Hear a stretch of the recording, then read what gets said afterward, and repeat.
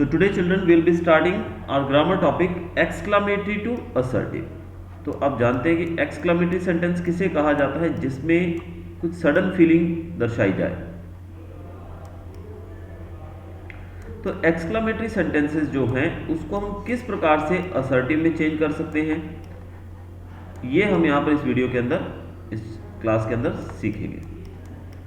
तो सबसे पहले आपको ये बताया जाए कि exclamatory sentences जो होते हैं वो कैसे होते हैं। तो सबसे पहले एक एग्जांपल के तौर पे मैं आपको यह दे रहा हूं, what a clever boy you are.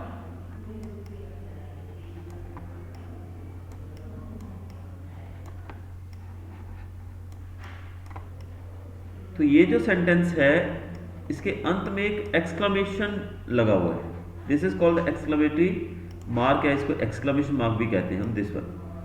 तो अगर किसी सेंटेंस के अंदर इसका उपयोग हो, that means it is an exclamatory sentence. तो यहां पर आप देख रहे हैं this is an exclamatory sentence. अब जब हम किसी भी एक्सक्लेमेटरी सेंटेंस को असर्टिव में चेंज करते हैं तो उसके लिए हम कुछ वर्ड्स का यूज करते हैं। जैसे कि एग्जांपल के तौर पे मैं बात करूंगा तो very, wonderful,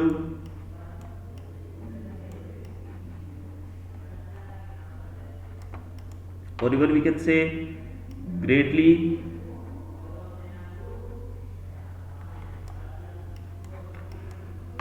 and extremely, etc.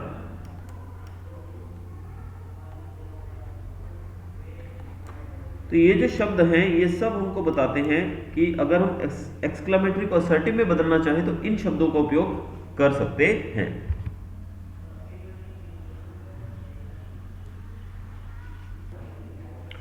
तो जैसा कि पहला सेंटेंस आप यहां पर देख रहे हैं, what a clever boy you are. So this is an exclamatory sentence. जब हम इसको असर्टिव में चेंज करेंगे तो पहले तो इसमें हमने देखा सब्जेक्ट क्या है, यू है, यू आर, तो यू से इसको शुरू किया जाएगा। तो इसको सिंपल सेंटेंस में हमें बदलना है। तो सिंपली हम लिखेंगे you are a very clever boy, a very clever boy. तो यहां पर आप देख सकते हैं कि हमने क्या किया, हमने ये जो एक्सक्लेमेशन था इसको हटाने के लिए हमने ये ऊपर दिए गए शब्दों में से किसी भी एक शब्द का प्रयोग किया, जो कि आप यहां देख सकते हैं हमने यूज किया वेरी का। That means you are a very clever boy. तो हमने वेरी का उपयोग करके इसको चेंज कर दिया असर्टिव के अंदर। वैसे ही एक और एग्जांपल लेते हैं हम लोग।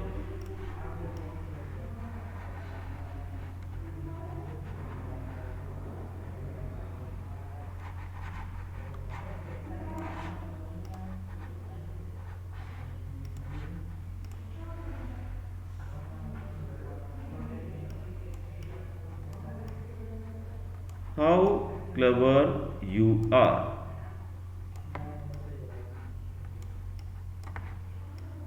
तो this is also an exclamatory sentence. अब इसको भी सिंपली हमें चेंज करना है, यू आर वेरी क्लेवर। यहां भी हमने वेरी का यूज किया, यहां भी हमने वेरी लगाकर इसको चेंज कर दिया, तो बहुत ही आसानी से हो गया। लेकिन इसमें कुछ तरह के सेंटेंसेस डिफरेंट भी आते हैं जहां पर हमें इनके साथ साथ कुछ और चीजें भी ऐड करनी पड़ती हैं। वो क्या है वो हम आगे देखते हैं एक और सेंटेंस के द्वारा। अब एक सेंटेंस सपोज आपके सामने दिया गया है, O that I were a bird flying. O that I were a bird flying.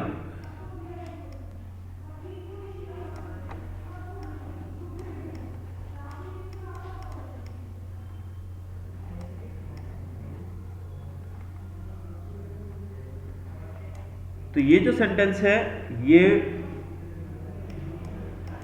Exclamatory sentence है।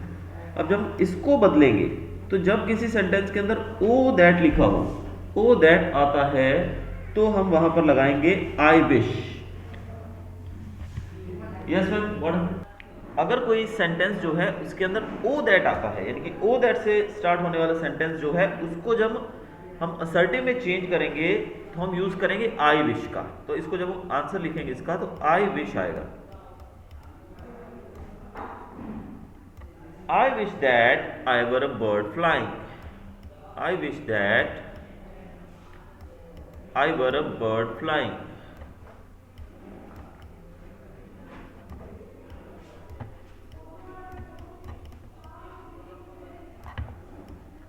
तो ये चीज का आपको ध्यान रखना है कि अगर सेंटेंस के अंदर ओ दैट है तो उसको हम शुरू करेंगे आई विश से। तीसरा जो सेंटेंस हमने देखा, ये तीन तरह के सेंटेंसेस हमने देख लिए कि ओ दैट वाला जो है वो आई विश से शुरू होता है और बाकी जगहों पर हम क्या करेंगे, बाकी जगहों पर हम लगाएंगे वेरी, एक्सट्रीमली, ग्रेटली एक्सेट्रा जैसे शब्द।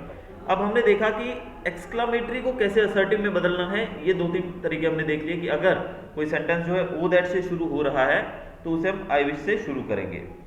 और इसी तरीके से अगर कोई सेंटेंस जैसे कि would that I had got success, would से शुरू हो, would that I had got success,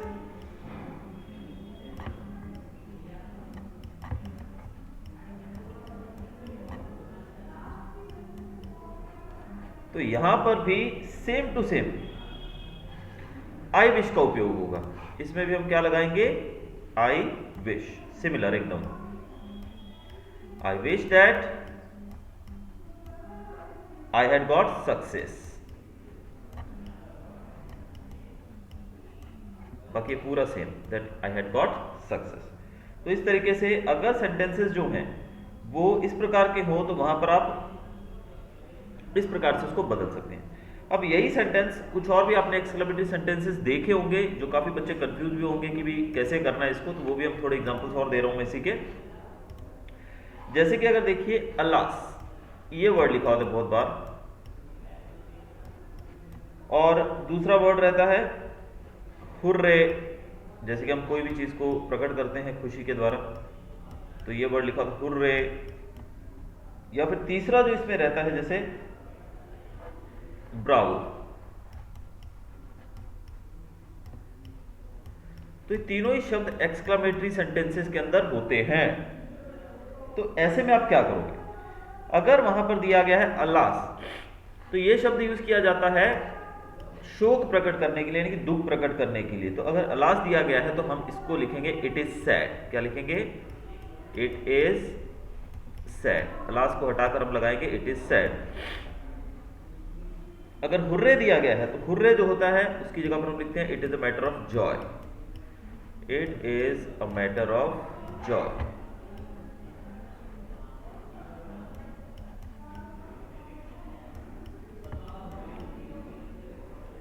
और ब्रावो जो होता है वहां पर हम लिखते हैं it is a matter of praise.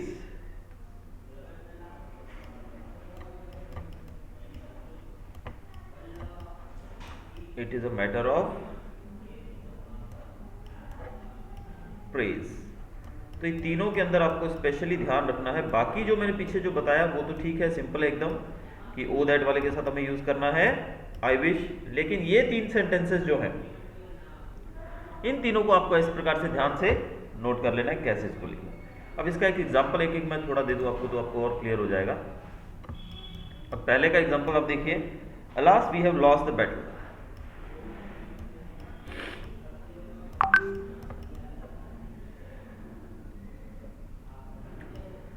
We have lost the battle.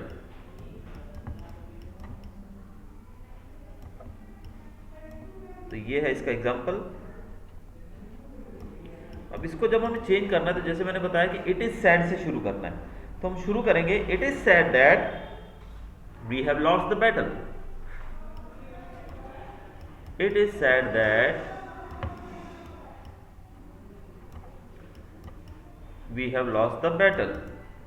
that ये we have lost the battle same to same यहां पर आ जाएगा, कंटिन्यू हो जाएगा। so it is sad that we have lost the battle। वहीं जो दूसरा sentence आप देख रहे हैं वो है hurray.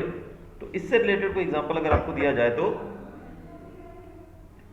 Hurray she has won the first prize. अब एग्जांपल इसका लेंगे, हुर्रे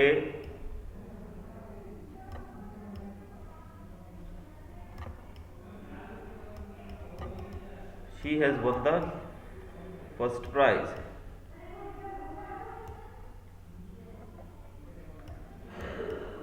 या फिर इतना भी लिखेंगे, हुर्रे शी हैज वन। ठीक है, तो जब इसको हम चेंज करेंगे तो हम क्या लिखेंगे, it is a matter of Joy. It is a matter of Joy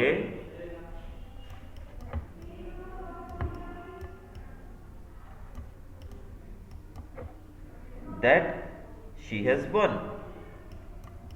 that she has one. अब तीसरा जो एग्जांपल आप देख रहे हैं उसमें हम लगाएंगे ब्रावो के साथ, it is a matter of praise. Example इसका, bravo you have secured the first position. हमारा एग्जांपल है ब्रावो यू हैव सिक्योर्ड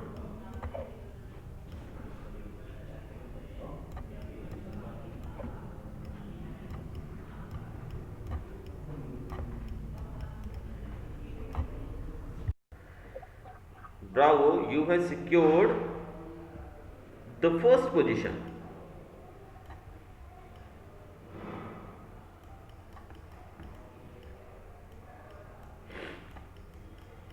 तो ये आपका सेंटेंस। अब जैसे कि मैंने बताया क्वेश्चन के अंदर कि आपको क्या करना है ऐसे सेंटेंस के अंदर, हमें लगाना है it is a matter of praise. तो यहां पर हमारा जो क्वेश्चन है इसको चेंज करते वक्त हम लिखेंगे it is a matter of praise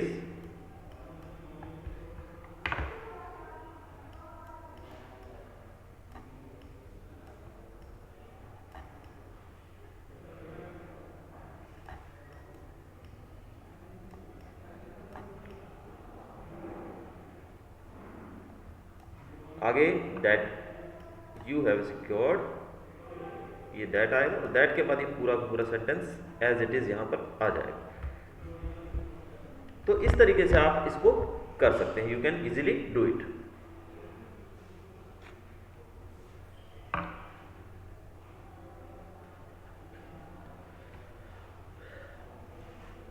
तो ये चीजें आपको जो भी अभी तक बताई गई, ये सब चीजें अच्छे से माइंड में रखनी है कि किस प्रकार से हमें सेंटेंसेस को चेंज करना है, कैसे हम इनको बदलेंगे। अब स्टार्टिंग से लेके अब तक अगर थोड़ा सा रिकॉल करें हम, तो हमने देखा सिंपली सेंटेंस जो दिए गए हैं उनको हम एक्सक्लेमेटरी से असर्टिव में करने के लिए very, greatly, extremely, wonderful etcetera ऐसे शब्दों का उपयोग करते हैं। और उसके बाद ओ दैट वाला जो सेंटेंस रहता है उसके अंदर हम आई विश से शुरू करते हैं। और कुछ अलग एग्जाम्पल जैसे कि आपको ऐसे भी सेंटेंस हमारे सामने आते हैं जहां पर होता है लास, हुर्रे या फिर ब्रावो जैसे शब्द, तो इनको हम जब चेंज करते हैं तो उस समय हम it is sad, it is a matter of Joy, it is a matter of praise for particular subject, particular words हम यूज करते हैं। तो ये हमने जो चीज देखी अभी, ये सिर्फ देखा हमने कि किस प्रकार से हम एक्सक्लामेटरी को असर्टिव में चेंज करेंगे। अब एक्सक्लामेटरी को असर्टिव में चेंज करना हमने सीख लिया है, लेकिन असर्टिव को एक्सक्लामेटरी कैसे बनाएंगे वो भी तो देखना बाकी है, तो वो अब यहां पर देखते हैं हम आगे। तो अब हम देखेंगे असर्टिव टू एक्सक्लामेटरी, यानी कि असर्टिव से एक्सक्लामेटरी कैसे बनाया जाए। तो अगर जो सेंटेंस है आपका ए और एन से बिगिन होता है, अगर आपके सेंटेंस के अंदर ए है या फिर एन है, बिगिन होता है नहीं, अगर सेंटेंस के अंदर ए या फिर एन है तो एक्सक्लामेटरी जब होगा, ये मैं बात कर रहा हूं असर्टिव की, कि अगर असर्टिव सेंटेंस लिखा हुआ है और उसके अंदर ए और एन इन दोनों में से कोई एक शब्द है, भले वो ए हो भले वो एन हो, तो हम क्या करेंगे, तो जब हम इसको एक्सक्लामेटरी में बदलेंगे तो सेंटेंस की शुरुआत होगी व्हाट से। तो तो अगर आपको ए और एन से स्टार्ट या फिर ए और एन किसी भी सेंटेंस के अंदर दिखे तो उसको एक्सक्लेमेटरी बनाते वक्त हम व्हाट से शुरू करेंगे। लेकिन अगर ए और एन ना हो, if it is not present, मैं यहाँ पर रॉन्ग कर रहा हूँ, कट कर रहा हूँ, इसका मतलब कि if this both any of the words is not present, then exclamatory sentence will begin with how. तो एक्सक्लेमेटरी को हम हाउ से शुरू करते हैं। तो सिंपल चीज है, if it is a an then will start it with what, if there is no a an in the sentence then we will start it with how. A an ना हो तो हम हाउ से शुरू करेंगे। देखिए जैसे अब हम असर्टिव सेंटेंस एक लिखते हैं, it was a very terrible accident, it was a very terrible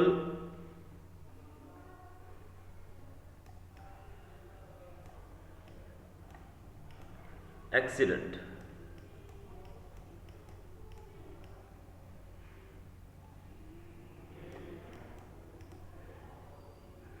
तो यहां पर आप क्या देख रहे हैं कि इस सेंटेंस के अंदर ए है, तो ऑब्वियसली जब ए है उसके अंदर तो हम लगाएंगे व्हाट। तो simply what a terrible accident it was, what a terrible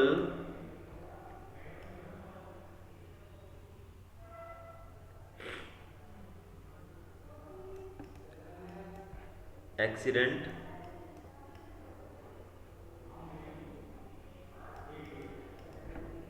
it was. तो ये हमने बना दिया एक्सक्लेमेटरी। हाँ, एक्सक्लेमेटरी में आपको ध्यान रखना है कि एक्सक्लेमेशन मार्क जरूर आना चाहिए। अगर एक्सक्लेमेशन आप नहीं लगाते हैं then we can say that आपका मार्क कट जाएगा। तो यहां पर ए आया तो हमने व्हाट लगा दिया। अब इसी का एक और एग्जांपल लेते हैं। अगर सेंटेंस में ए और एन ना हो तो, जैसे कि she looks very sad, she looks very sad. अब ये जो आप देख रहे हैं तो यहां पर आपको इस सेंटेंस के अंदर, this is a assertive sentence, इसके अंदर ए और एन दोनों ही नहीं है। तो अगर सेंटेंस के अंदर ए और एन गैर हाजिर हो, यानी कि उसकी उपस्थिति ना हो, if it is absent in the sentence, then जैसे कि मैंने बताया कि ए एन ना होने पे हम हाउ से शुरू करते हैं। तो लिखेंगे how sad she looks, how sad she looks. तो ये जो आपने देखा, ये सिंपल वे है कि किस प्रकार से आप एक असर्टिव को एक्सक्लेमेटरी में बदल सकते हैं और एक्सक्लेमेटरी को असर्टिव में भी बदल सकते हैं। So it's all simple. तो ये था हमारा आज का टॉपिक। Hope you enjoyed. थोड़ा प्रैक्टिस आप लोग कीजिएगा इसी का।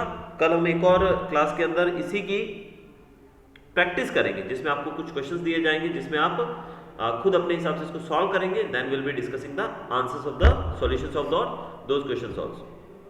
Thank you.